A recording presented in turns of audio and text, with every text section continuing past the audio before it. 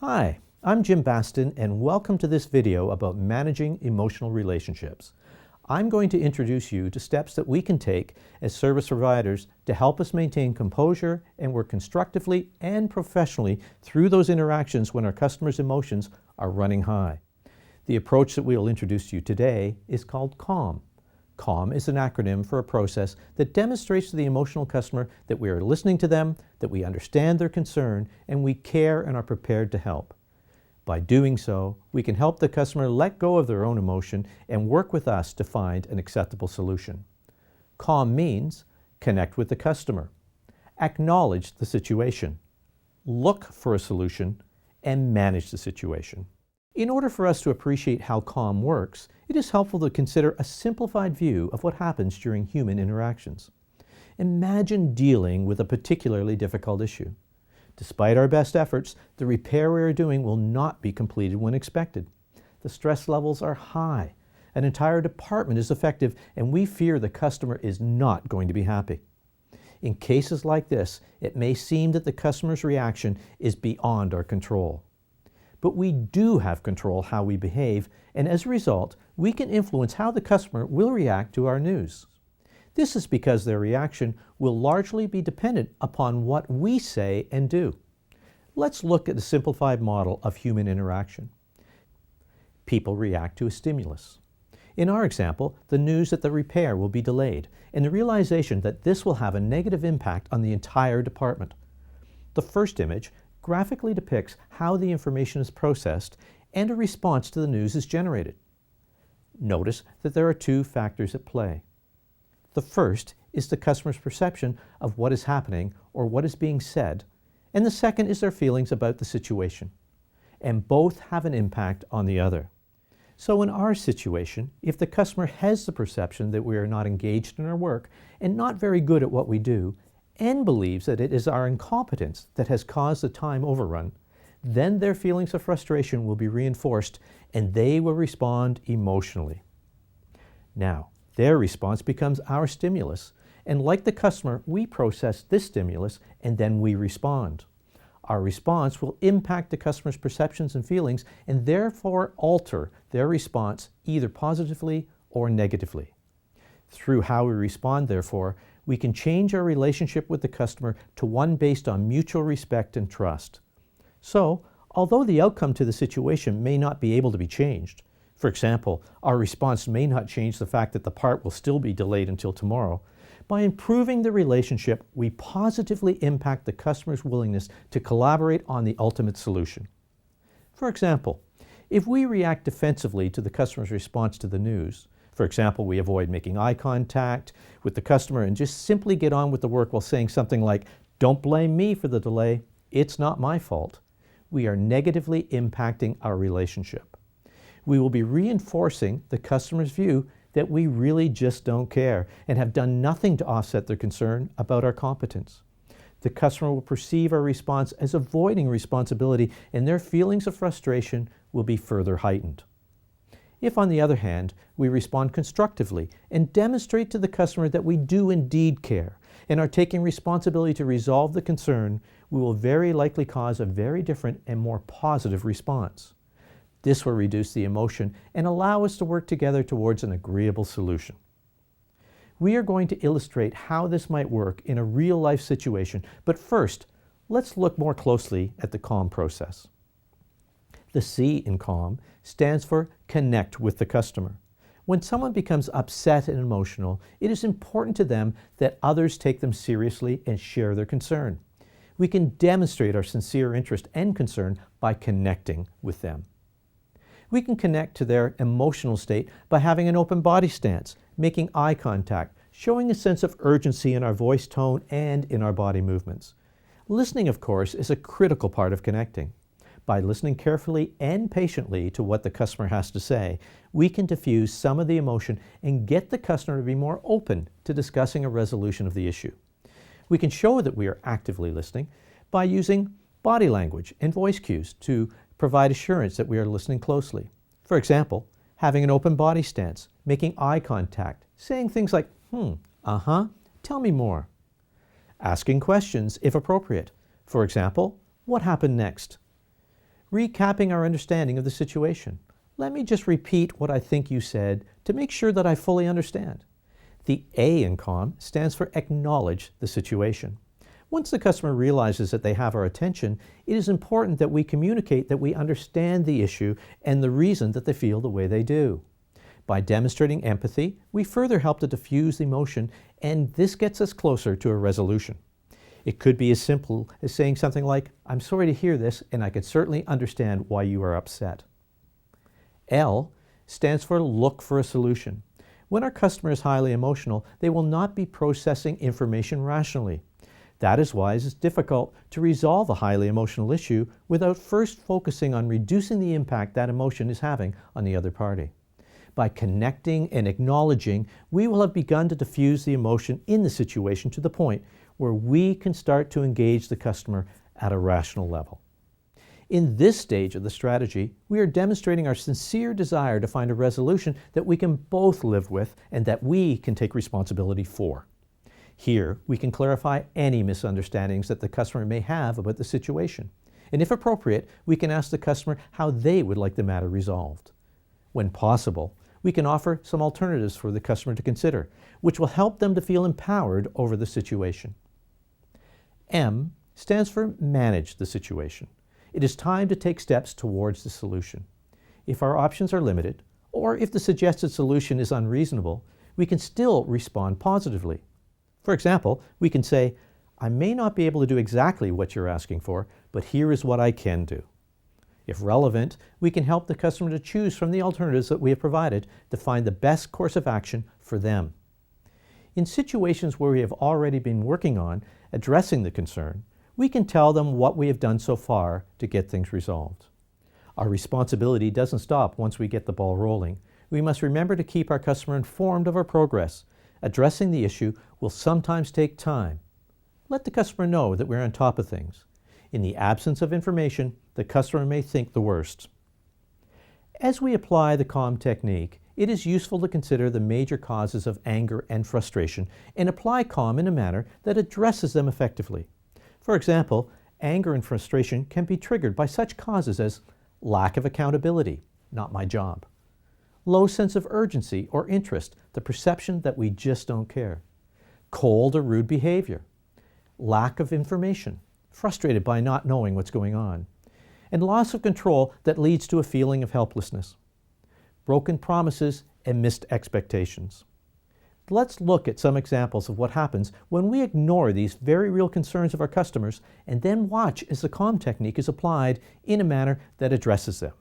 Let's start with the situation where John, our technician, is approached by Mary about installing electrical power to a new vehicle hoist for the School of Transportation. Mary is extremely excited about getting this installed, and she sees John as he's writing up his paperwork after completing a call in the same building. He seems distracted and rushed. Watch how a perceived low sense of urgency and interest can turn a positive emotional state into a negative one, ending in an unhappy interaction for both parties. Hey, John. I'm so excited to see you. I didn't know you were going to be here today. What is it?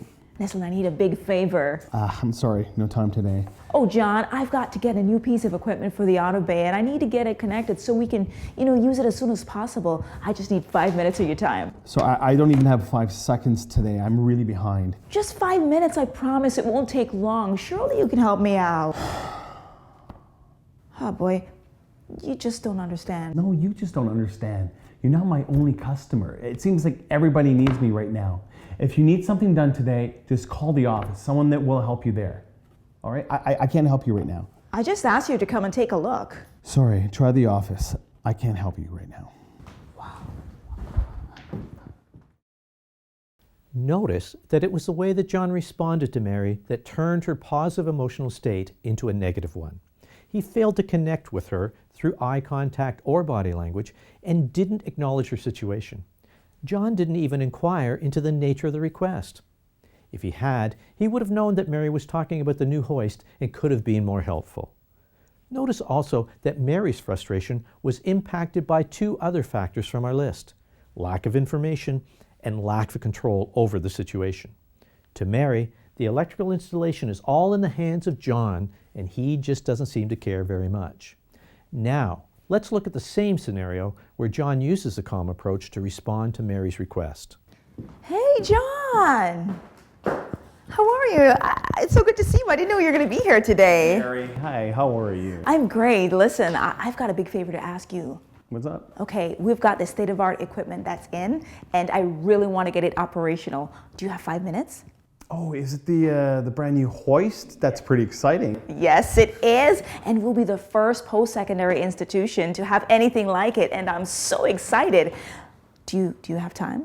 Oh, Mary, I can see you're pretty excited. Yeah. And I know a little bit about this, but unfortunately, there's nothing I can do. Oh, no. Let me explain. We're still waiting for a part to come in to complete the connection, and as far as I know, it's back ordered 2 to 3 weeks. So I know it's frustrating, but there's not much I can do. That's not good news. Is there anything else we can do? Well, you know, I know something that can help. I can call the office and see if they can expedite the part. Okay. But please, let me finish this paperwork. And once I'm finished this, I'll give a call to the office and we'll see if we can get that to you sooner. That works for me, John. Thanks very much as usual. Take care. Notice how John used his body language to connect with Mary. He puts down his pen. He uses her name. He makes eye contact and he stands up so to be on the same emotional level as she is. He acknowledges the situation by demonstrating his understanding through his words and body language.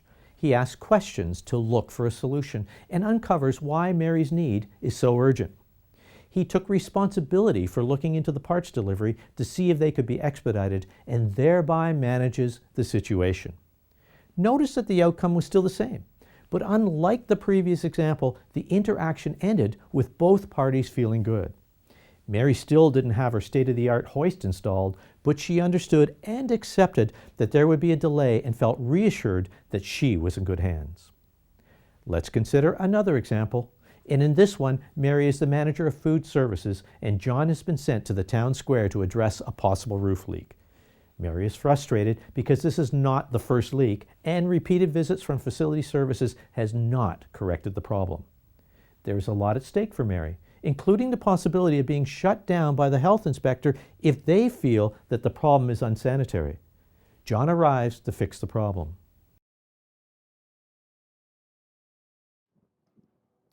Hello? Mary? Oh, Yes? John from Facility Services. I hear you have a leak. Listen, John, I've called you guys umpteenth of times to get this problem fixed. I'm sorry for that, but I am here now. Okay, take a look around. This is a professional organization. We are at risk at getting closed down because you guys are not competent. More than once, more than twice, you've come here to try and fix the problem, and it's not fixed. You're here again. I need it fixed now. Well, listen, Mary, I'm a professional. I can't account for the capabilities of my team members, but I can assure you that I know what I'm talking about. So I just need you to calm down and show me where it is I need to work. That does not make me feel any better, John. I need this problem fixed today. Look, we can sit here talking about nothing for as long as you want, but I don't know what the problem is yet. So tell me what you want me to do so I can do my work. Okay, I need to know when this problem is going to be fixed. I haven't got a clue. I don't even know what the problem is yet. For all I know, it's nothing that we're responsible for. What are you really saying to me, that you two don't know what you're doing? No, I have no clue how long this is going to take. I have no clue what's going on, what the problem is. I just need to do my job. I need to do what I do, and I'll let you know when I know. Okay?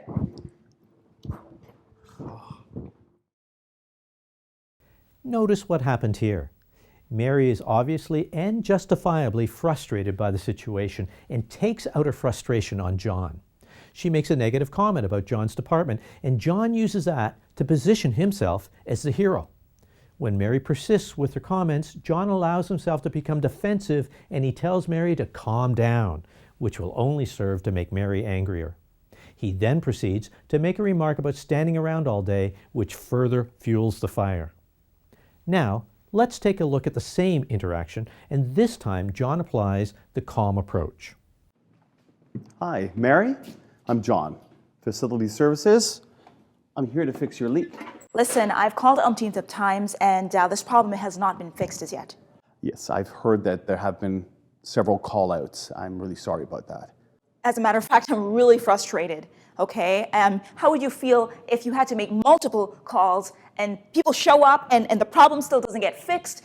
Look around. This is a food court, okay? This is a leak happening. Do you know if the health inspector shows up, this place could be shut down? I'm not happy about this, John. I mean, what kind of competency is within your company? I am so sorry that this is happening. I can completely understand your frustration. Frankly, if I was in your shoes, I'd be frustrated too. I mean, we're all frustrated at the office. But my job here is to take a look at the problem and fix it once and for all. Make sure that it's not leaking anymore. I just need to know when this problem is going to be fixed. I really need it to be fixed. Well, it's going to take about 30 to 40 minutes just to do an initial investigation before I can even answer that question. You know what I suggest we do? I'll come and meet you in your office in about an hour and tell you where we are and what we found. By then, I'll know a little bit more what's going on and how long it's going to take for me to repair it. How does that sound? Okay, 60 minutes. Okay, I'll be waiting in my office. Thank you, Mary. Okay. I do appreciate your patience. Thank you. Notice how John handled this situation differently from the other. Firstly, he connected with Mary through his body language and words. He put his toolbox down so he could focus his entire attention on Mary. He acknowledged the situation and legitimized Mary's frustration. Notice that he did not rise to the bait when Mary asked him what she had to do to get someone competent to fix the problem, but stayed focused on Mary and her frustration. He does not put his team down, nor suggest that he is a hero. He looked for a solution by asking for time to assess the situation before sitting down with Mary to discuss the problem. And in this way, he also manages the situation. Keep in mind that Mary may not be happy, but she has calmed down and is thinking rationally and is much more likely to work with John once the options are identified. And she likely has gained respect for John for the manner in which he's addressed her concerns. Now let's look at one more example of the use of calm. In this case, John is responding to a leak in a building. The domestic hot water system is well beyond its life cycle and needs to be replaced. Unfortunately, the capital approval process means that the replacement will not happen for another 12 to 24 months. In the meantime, facility services must respond to repeated calls to fix the various parts of the system as it fails. It is a frustrating situation for both the customer and for facility services. Mary, I'm John. Hi, John. With, Facility Services. Okay. I'm here about your leaking problem. I'm here to fix it. Yes, a leaking problem. I do have a problem that you guys have known about for quite some time. Yes, well, I'm here to fix it. So if you just point me to it, I'll get straight to it right away. Well, the leak is right over there in that ceiling, the big stain there that you can see. I had to move some of the tables because it was getting so wet. I mean, this is absolutely ridiculous. That's not good. I'm going to get my ladder and get straight to it right away, okay? Look, I just don't get it. Can't you guys fix these problems once and for all? I mean, what's the point of having a facilities department if you are incapable of looking after the facilities? I just can't believe how much difficulty you guys seem to be having with just a simple leak. I know where you're coming from. It must be very frustrating having to deal with constantly with these leaks. Yes, very, very frustrating. This is ridiculous. You just don't care because you know I can't get service from anyone else. Mary, I can see that this is causing you a lot of frustration here. And no wonder. It sounds like every time a leak gets fixed, another one springs up somewhere else, boy. right? It's enough to try anyone's patience. But the issue here is the age of the hot water system. It's well past its life cycle and it's failing here and there. Facility Services is aware of this and has put forward a capital request to replace the entire system. Okay. Unfortunately, as you know, that can take a while, maybe a year or more. So in the meantime, we'll just have to nurse it along. I just don't want to have to deal with this problem every day. Believe me, Mary, neither do we. We're in this together and we're doing everything we can to keep the inconvenience to a minimum. You should also know that this building is on our radar and we're trying to give your calls priority. Okay, well, if that's the best you can do, that's the best you can do. Thanks for your understanding, Mary. Once I get this fixed, I'll drop by your office to let you know what we have done and answer any other questions that you might have, okay? Okay, thanks, John. Here is a situation where John is confronted by an angry customer, and this time she makes a gratuitous comment that could easily cause John to become defensive. Mary says, "You just don't care because you know I can't get the service from anyone else."